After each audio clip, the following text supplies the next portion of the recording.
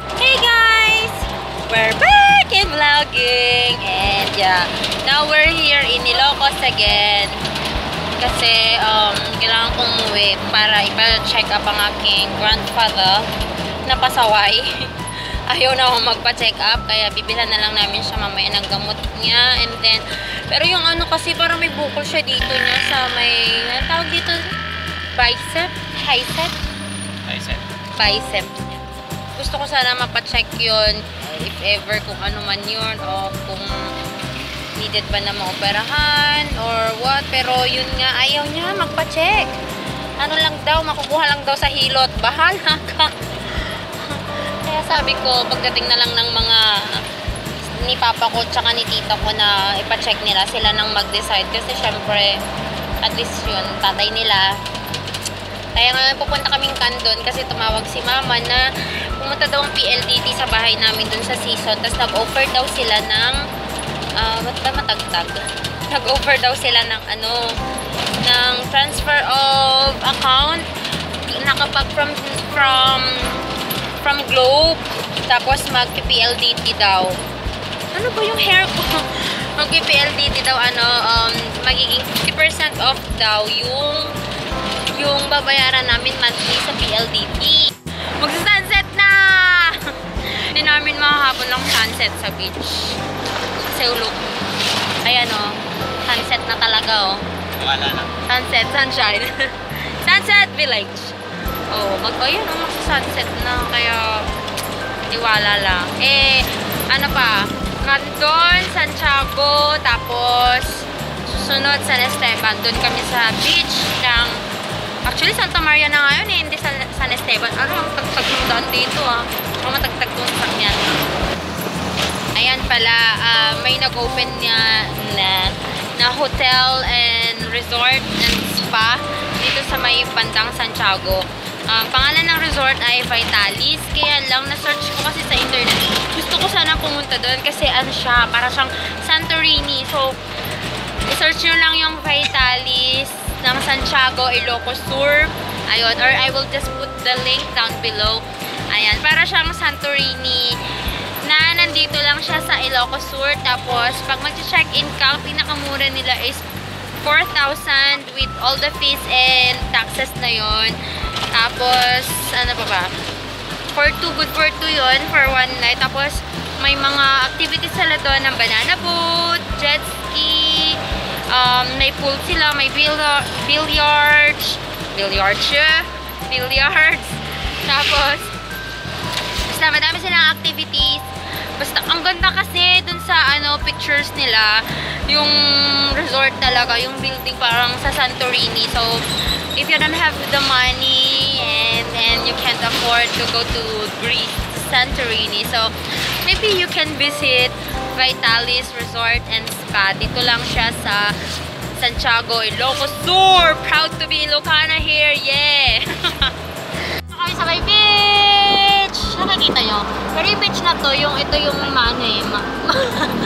ito yung madaming rock formation. Unlike dun sa may beach doon, banda sa may Nalbo. Sa may Nalbo, yun yung talaga white sand. Pero hindi siya fine sand. White lang siya. Dito ang babaan, doon sa pinabaan natin dati nang pumunta tayong pagudpud.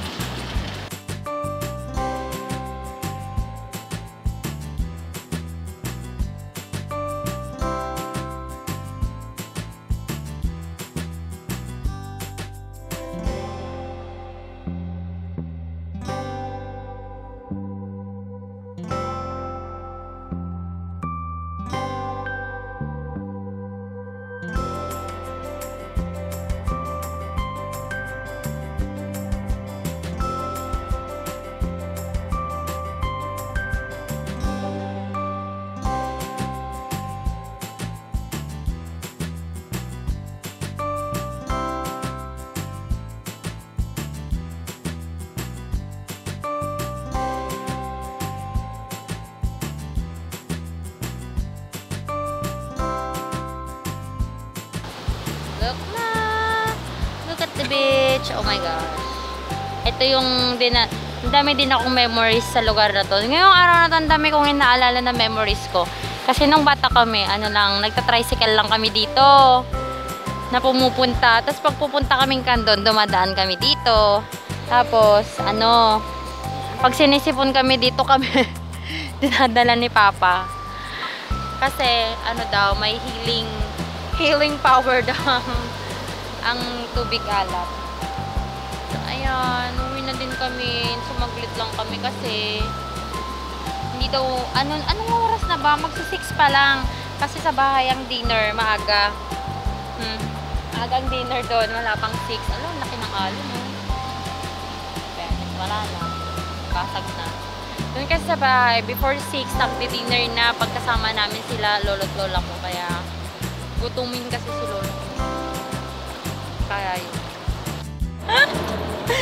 Pauwi na kami.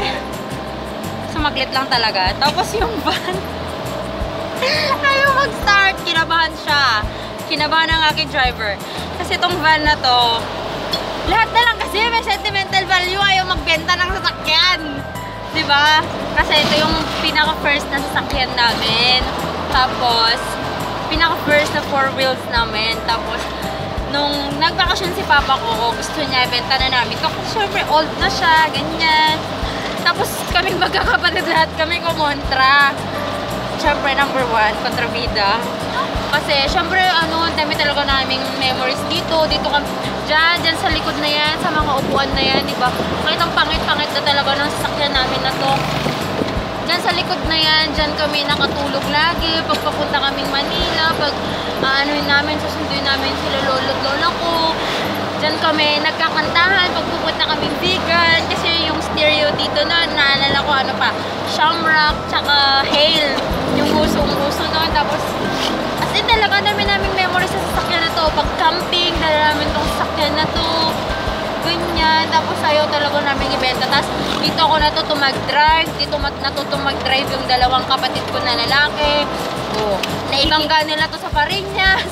Naibangga to ng friend ko sa Pader. So lahat. Ang dami niyang dents. Hindi lang dents na as in na yung simple na dents. Hindi eh. Yung mga dents niya talaga sobrang lalim. Pero di ba sabi nga dun sa cars, sabi ni Mater, it's not about the dents. Sabi niya, I love my dents because I had my dents when I was with you. Parang ganon. So, kasi yung mga dents na yun yung mga memories niya. Kaya sabi ko, kaya mo na. Tapos ang tipid nito guys, from Pangasinan to Ilocos, 300 pesos na. Saan ko ba? Diba? Ang tipid talaga, super talaga. Ayun. So, yun lang yung problema, yung heater niya, nakakatakot. Feeling ko magtutulak ka. Pero sige lang. Part of our adventure. Mamaya ko na lang ikwento yung nangyari sa Globe na matindi na medyo nakaka-discourage, medyo nakaka-bad vibes, pero sige lang, okay daw. Save more. Santuari. Ayan yung mga dents niya. Kasi nakalimutan namin yung pabili ng aking grandmother na mga ziplock, condense, saka kape. Kape pa daw eh. Yung kape niya na may ginseng. So, nagmamadali na. Tumawag ako. Sabi ko, nakalimutan kong bumili. Bilisan nyo kasi kakain na daw. Oh my gosh. Tara na. Let's go.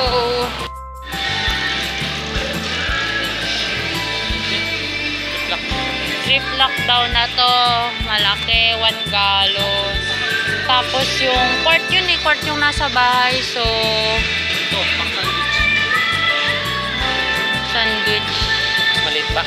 Oo daw eh. Hindi kaya, parehas ba sila nito?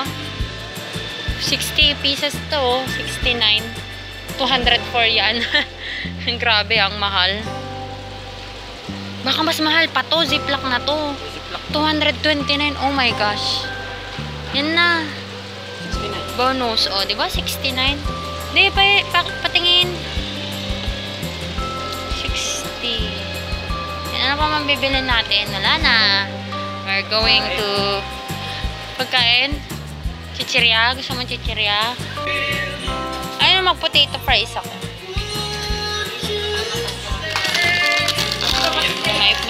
favorite, potato fries. Favorite niya, vegan. Drinks niya, de. Ay, madami ano doon, soft drinks sa bahay. Ikaw na lang uminom. Tara, bayad na tayo. Dito na nga tayo dumaan kasi may bagtit. Kasi may bagtit kang girlfriend na nakikipag-usap sa camera. Ayan. 69 lang to isa. Samantalang yung brand na Ziploc, grabe, 200 plus. Oh my God. Hey guys, so kwento ko pala yung nangyari kagabi. Kahapon sa Globe. Kasi nag-offer kasi sa amin ng PLDT na kapag may account ka sa ibang network and then mag-transfer ka sa kanila sa PLDT, parang 50% off sila ng babayaran for 12 months or for 1 year. Tapos yung kukunin namin na nila is good for parang 2 Mbps pero 50 GB siya. Unlike sa Globe, yung LTE namin 3 Mbps 30 GB. Tapos merong phone na unlimited call to 20 M. So parang gusto ni mama ko yun kasi minomonitor ng kapatid ko kung ilang Mbps yung pumapasok sa amin.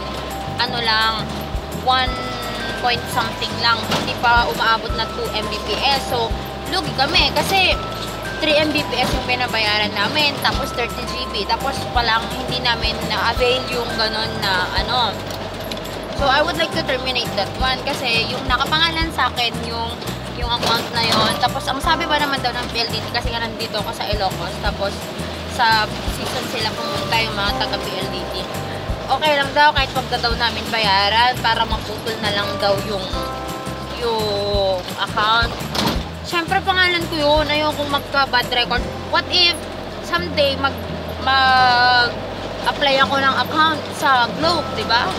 Eh di, mahirapan na ako mag-apply ng mga plan na ganyan kung yung pangalan ko sira na dahil dun sa LTE namin na hindi namin binayaran, tapos na-terminate na lang siya. So, yun yung nangyari. Ang mangyayari ngayon, hindi ko yung papaterminate namin, tapos tatanungin ko yung termination fee, kaya kami pumuntang doon yesterday. So, ang termination fee niya is 2,500.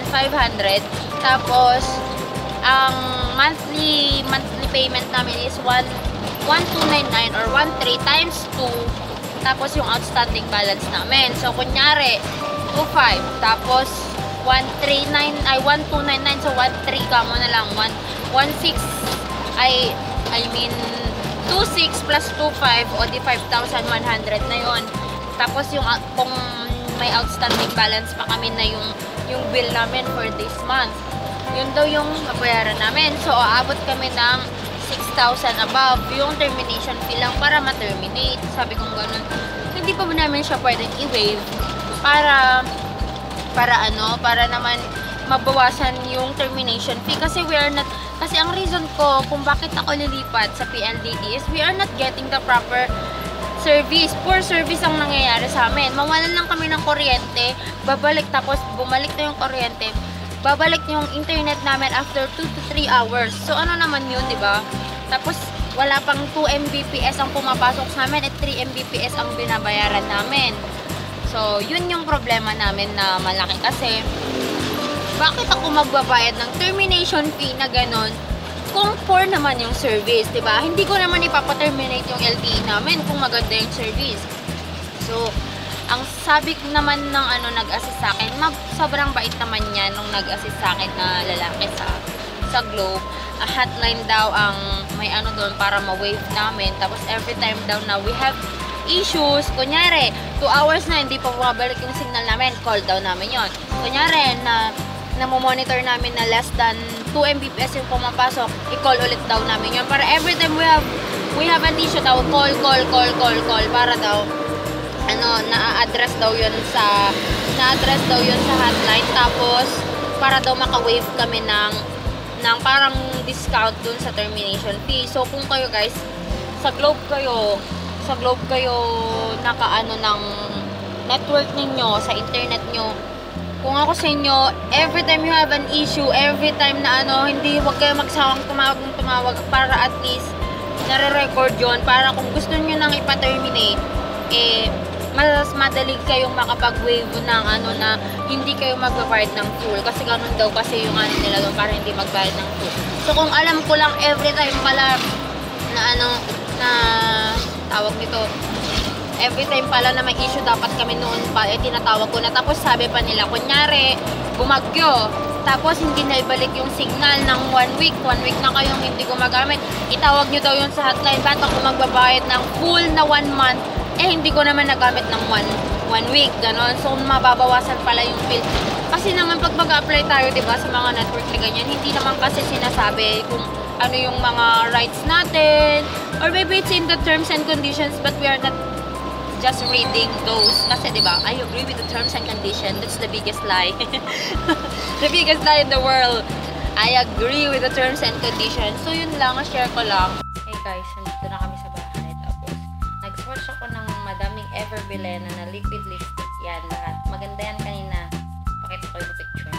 Tapos na wipe ko siya sa may legs ko. Ayan. Tapos hinugasan ko na siya. Ganyan pa rin. Buti na lang bumili ako ng makeup remover. So, parang promising, ano siya. Parang maganda to kasi hindi siya ganun, matanggal or ganun transfer siya. So, I'll just make a review. At isang na ako pero yung isa lang, yung tester nila. So, yeah, hanggang dito na lang yung vlog ko. Kasi uwi na lang din kami mamaya mga after lunch siguro. So, yeah. I'll see you again on my next video. And watch out for the review of the Everbilena liquid